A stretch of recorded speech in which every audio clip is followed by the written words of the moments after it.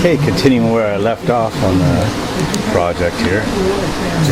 This is a reed relay style switch. This part's the switch that the magnet will close the reed relay. Normally you have like this magnet part that you screw to something or whatever, and when it gets close to it, see it? When it gets close to it, it closes the relay.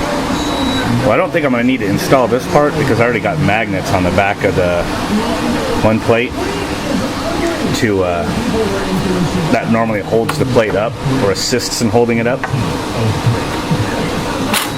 It's already going to pull in that reed relay. So that's feedback to my microprocessor. So as soon as it lifts up that far, the microprocessor is going to see that the plate's down. It alerts me. It's exactly how it worked on my other vehicle, except for I just used like a switch, a micro switch, which this is better because then water can't really affect this. So, and I have had micro switch go bad before. So. And then on this, I have these magnets kind of epoxied on the back of this plate. What I do is I just put the two plates together. That makes it stronger anyway. This is kind of like a dummy plate I just use for testing and for mounting stuff on. The other plate just gets kind of bolted to this one. Okay, and I'm sweating my butt off out here. Remember, this is the Arizona desert. So I mounted a plate actuator switch and two little programming buttons, you know, and what I sequenced to deactivate the security. This has a nice piece of metal down here I was able to drill holes and mount that to, and then this, you know, snaps over and screws on there. I've got to get my circuit board thing, my LCD, got it all wired up. One thing, I'm using some Cat 5 wire to run to the back. Just doubled it up for the servo. It seems to have plenty of power. It isn't dropping enough voltage to affect it, so that's good. And then I ran another one to go down to my switches. Now the only bad thing about that is you have to be real careful is that it's solid core. It's not stranded wire, so if you wiggle it enough it will just snap. So every couple wires I have zip tied together, and then zip tied them all down here.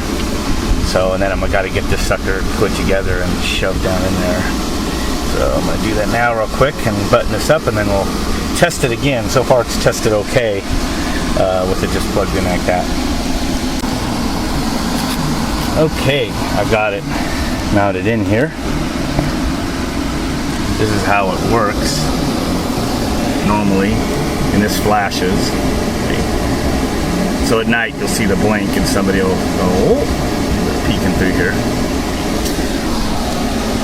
So that's how it is when the key's not on. When the key's on, you'll be able to start it up, but seeing the anti-theft is still engaged. And this is just feedback for me to zero. That's just a reading, so I know what the analog input is coming in. That's going to be hooked up to the throttle position sensor, just like I did in my other vehicle. That way it'll run, but if somebody tries to drive it, it'll shut down. But so until you hit the sequence, which I'm going to do now, it disengages. Now we're normal operation. This is how when you're driving down the road. So when I flip the switch for the plate, plate is down. And when I'm flipping it, it gives several different feedbacks. When I flip it down, it'll briefly say power plate down. That just will be a quick blink on the screen, because once the plate does move and the switch opens, the end switch, it'll tell me that the plate is down. So you can hardly even get a quick flash of that. The only time it'll stay saying powering plate down is if the plate didn't move, and then I'll know something's wrong. And then likewise when I pull it up, it'll say plate still down until it actually pulls up and it'll say normal again. So I'm going to flip it to go down. See that quick flash? So now the plate is down. When I pull it up, see it briefly said plate still down.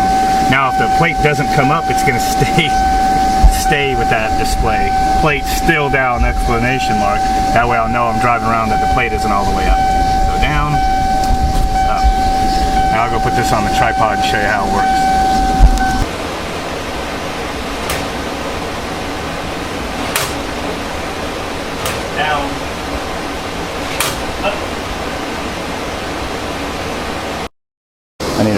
put my regular plate back on. Can't drive around like that.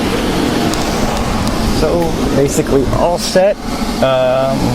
The next thing I need to do is hook up the wire to the throttle position sensor, and then hook up my output wire to a relay, and so it can cut the engine off for security. Right now it's not going to do that, but this is all wired, and I already have the wires out there to do that, so that will be in a future video. So I'm glad I finally got this done. I built this circuit board like months ago. It's just been sitting there. I finally got around to doing this. So. And now while it's hot too, I mean, it's just got some clouds, but it's basically, you know, closer to 105 or so again today. Just sweating my butt off. Mustang's just been neglected. It's filthy dirty, and the project just kind of sat there. So this is, glad to get that in there. I'll get the security part finished, part of the anti-theft, and now I can go through those stupid, ridiculous Orwellian piece of junk photo radars. If I feel like it, I can flip my plate down, go through those stupid things, and then after I get all this done, I'll maybe do my mass airflow mod. I bought a big 4-inch piece of pipe to mount that in, and maybe using the plasma cutter, I'll kind of make a mock tube with that in there to kind of experiment and get to tune the mass airflow curve to get that working. That'll be a little step closer to getting to the turbo.